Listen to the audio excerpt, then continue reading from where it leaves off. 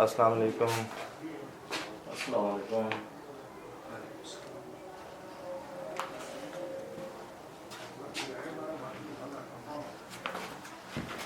अभी क्या याद आ रहा है? आप समझ तो गए होंगे मैंने बार बार सलाम क्यों किया मैंने सुहेल भाई ने।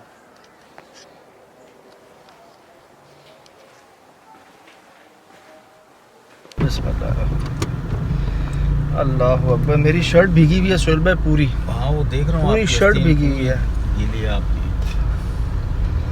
ये क्या हुआ है यार? ये मेरे लिए तो बहुत अनोखी बात थी है कि आज मतलब वो 17 तो याद आया वहाँ तक जब वो बेड पे लेटा हुआ था, वो यहाँ तक आ गया। ये आप शायद रिकॉर्डिंग में देखें दूसरे कैमरे में कि मैं बिल्कुल सुन हूँ। मुझे कुछ समझ नहीं आ रहा कि मैं कुछ बोलूँ या उसके साथ कैमरा रख के उसकी मदद करूँ, उन लोगों के साथ उन्हें साइड पे कर दूँ। समझ नहीं पा रहा था मैं। चंद अभी हम एक इन्वेस्टिगेशन ख़त्म करके जा रहे हैं। मैं बस इतना बता दूं, मेरी शर्ट पूरी भीगी हुई है, पसीना नहीं है, ये पानी है। तो मैंने देखे असरात वाले केस देखे। आमिल अगर पूछ रहा है तो वो उससे बात करते हैं, वो बताते हैं कहाँ से आए कैसे आए, लेकिन सिर्फ बकरी की आवाज़ निकल रही है। बकौल उन लोगों के कि वो जो आमिल था उन्होंने पूछा तब भी बकरी की आवाज़ निकल रही थी। ये हैरतकुन बात है। बकरियों का आवाज़ भी निकालेगा खुद ही। अच्छा, इसको किसी के वहाँ जाने से भी प्रॉब्लम है? और हैरत की बात ये है कि कोई जाता है तो उसे पता भी चल जाता है। मतलब तो फिर ये क्या करता है कि अगर वहाँ कोई चला गया तो क्या करता है? दीवार पे मारता है, बेड पे मारता है या अपने को नुकसान देता है। ये तो हमें शुरू में पता चल गया था। मैंने कोई 2-3 बार सलाम किया, आपने कोई 2-3 बार सलाम किया, उसने जवाब नहीं दिया। वो बात क्या करता जी? अच्छा, सुना यही है कि जिस पे असर होता है ना उसको आप सलाम करें वो जवाब नहीं देगा। जवाब नहीं देता। अस्सलाम वालेकुम। अस्सलाम वालेकुम।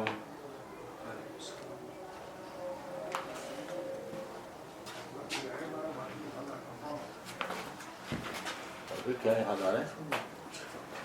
आप समझ तो गए होंगे मैंने बार बार सलाम क्यों किया मैंने सुहेल भाई ने।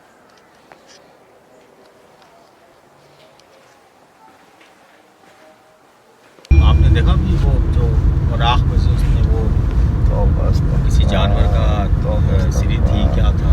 सुहेल भाई, उसको जिंदा जलाया था उस आग के अंदर क्या उस जानवर को? वो कुत्ते का था या बिल्ली का था? यार ये समझ नहीं पाया मैं। जलाया गया है जनाब आली। वो तो काटा गया दरख्त की वजह से, इसको जलाया है यार। जलावा है क्या? मुझे ये हैरत है यार, शाम में मैं वहाँ, आप जब बाहर थे मैं अंदर था, मैंने बहुत कोशिश की, मैंने कहा यार कोई गत्ते का पीस है ये, छोड़ दिया। फिर आप मेरे साथ आए, तब भी मेरी निगाह उस पर थी, तब भी मैं नहीं पहचाना कि ये है क्या। मतलब वो उसको ढूंढ रहा था, वो जो उस राख में घुसा हुआ था। पहले उस तरफ जा रहा था, उसको रोक रहे थे, फिर जब वो अपने हाथ चला रहा था अंदर, वो उसको ढूंढ रहा था। वो क्या खाने की कोशिश कर रहा था उसको? आपने जब उसके हाथ से उसको झटका दिया कि नहीं खाने दो उसे, मैं बिल्कुल करीब चला गया था उसके, वो बिल्कुल यहाँ तक लेकर आ गया। तौबा इस्तग़फ़ार। ये तो सुना था। अच्छा, मैं आपको बताऊं, बकरी और हड्डी से पता क्या याद आया? सुहेल भाई, हमारा इलाका है ना सुरजानी टाउन, कराची का जी एक इलाका है सुरजानी टाउन। अभी तो ये बहुत डेवलप हो गया है, बहुत हो गया है। अभी हालांकि कितना बाकी है, उसके बावजूद मैं कह रहा हूँ बहुत डेवलप हो गया है। मैं आपको बात बता रहा हूँ, आज से 10-15 साल पहले मेरे दोस्त के कज़न वहाँ रहने गए। दूर दूर तक कोई घर नहीं, उन्होंने घर बना लिया, सस्ता मिल रहा था, प्लॉट बना लिया रहे। कहते हैं रात को हम खाना खा के क्या करते, हड्डियाँ जो है ना, बची हुई हड्डियाँ, वो बाहर फेंक देते, चलो कुत्ते वगैरह बिल्लियाँ वगैरह खा लेंगे।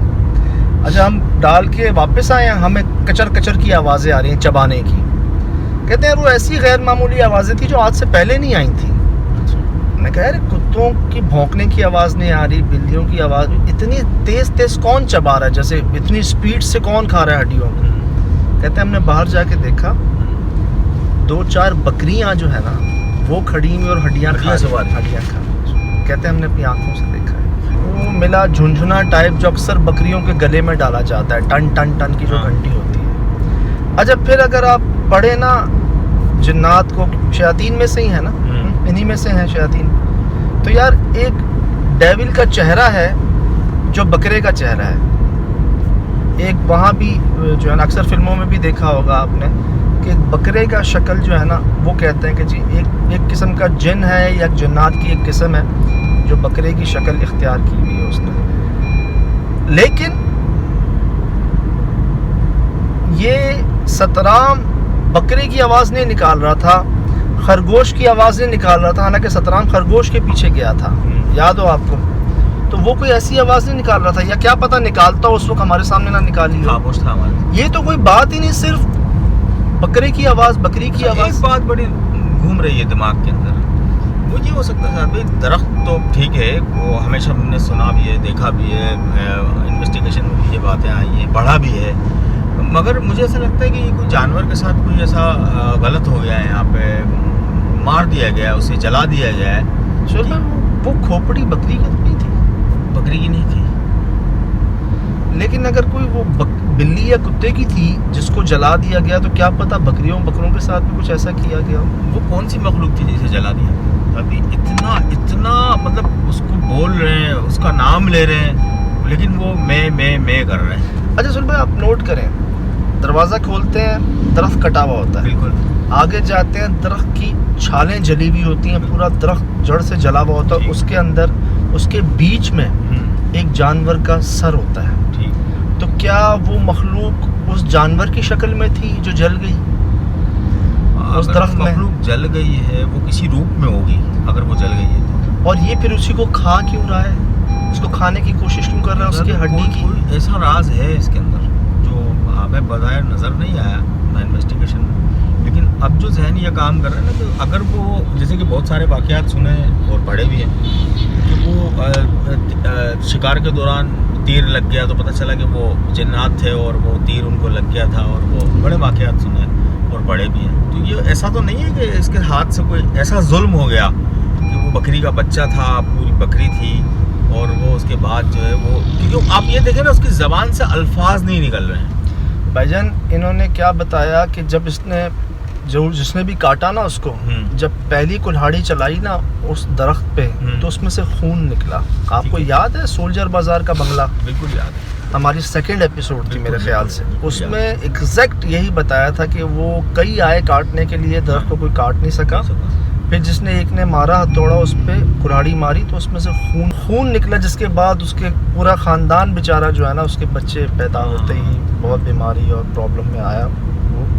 इसी तरह ये एक निशानी थी कि भाई खून जब निकल गया ना, तब रुक जाना चाहिए था, नहीं काटना चाहिए। निशानी थी एक बहुत बड़ी निशानी थी यार, कि मतलब ऐसी झलक भी महसूस हो जाए इंसान को तो वो रुक जाता है, इशारा काफ़ी होता है ना। उसके बावजूद इसको नहीं काटना चाहिए था। ये तो कुदरती तौर पे जब उसके ऊपर पानी की छींटे मार रहे थे, नहला दिया उसको पानी से, हम सब नहा गए पानी से, जिन साहब ने भी दिया है पानी, इसी की वजह से मेरे ख्याल से आज हम सब खैर खैरियत से। वो भी बकरी के साथ साथ एक बिल्ली के रोने की आवाज़ें भी आ रही थी।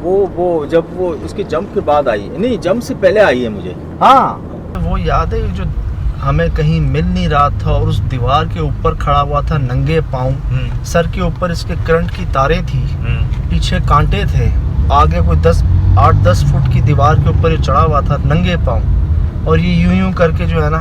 अच्छा, मैं देख सही तरीके से नहीं पाया, मेरी लाइट बंद थी, और लाइट को क्या हुआ था? पता नहीं सर भाई, आपके सामने बिल्कुल पूरी इन्वेस्टिगेशन हमारी हुई है, और नेट में हम वहाँ थे उसके पास अपना इनके घर पे शहबाज के, तब भी लाइट जलती रही है, और अचानक लाइट यहाँ पर आके ये जो आता है ना आग वाला, वहाँ आके बंद हो गई।